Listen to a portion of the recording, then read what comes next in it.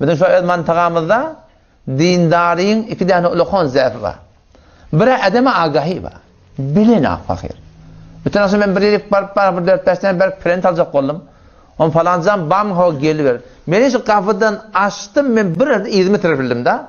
Ne mi deyip? Öz zenanı filan yüzü o da açık. Adamsız kaptanında bilirlikte var akı mobil fırışıda. Mobilde atatıyor.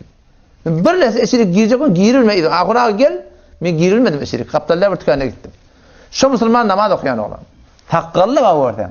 Ama işte şu Müslüman bilin akşını. Kezenanan tükane oturmaklığı. O şoparım erkekler bilen şak boşak bolup durup da zat atmaklığı, ona işkan kurmaklığı, mına gülmekliği, mına beferma demekliği, onun dini İslam'ın talimatından berdi var ha. Şu Türkmen gayratı da tersliği, şun ardama çıkıp battı bu tesvanın. Denanan tükane oturmaklığı hiç o da doğurdu. Her bir denana olsa ki adamın bilen nispete hazirin malakın yok diyeydi. Ya muhatap ottur. Ya kullen günahsızlıkla işi yok. Bıkça yakıca tükkanı var. Oturacak mı? Ara perde çektin. Anırdan gelin erkek şuna görünmedi. Anırda muamele ettin. Erkek bilen bir zerreketleşmek fikri ne alakem? Eline ağzına uğruna uğrar. Yok edim buna yok iraat kepler. Şeriatın adı uğruna uğra etmeliler. Ama bu suratında ne? Bu suratında khilaf şer oluyor. O zaman çok kolyanım. Şu Müslümançılıkta şu ulukon zəfi keba iki tane zəf. Bir adama agahi bilinenak. Bilinenak vagan yani.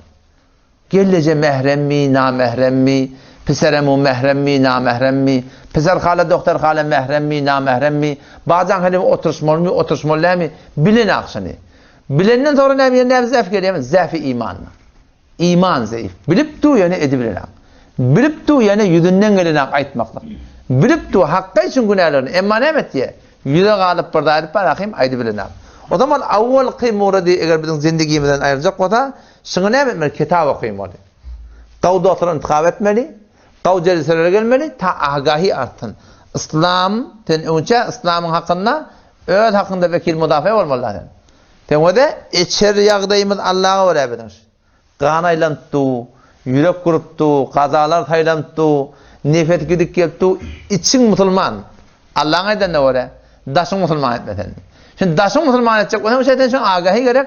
Allah ben ne memnun kavurya. Daşından ben ne memnun, ne me zahir olmalı, ne me ama zahir olmalı ki onunla sonra ona ne gerek? Ona iman gerek. İman kabilendirmen yolu ne mi? İman kabilendirmen yıkıcı bir yolu var. Onun galan da atlar mufid oluyor, muassir olmuyor zindagin. O da ne mi? Hem sohbeti yapmalı. Bir qav celeselerde şu bir taqat da.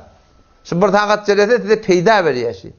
Ama zindagide muassir olup şakirrak şey.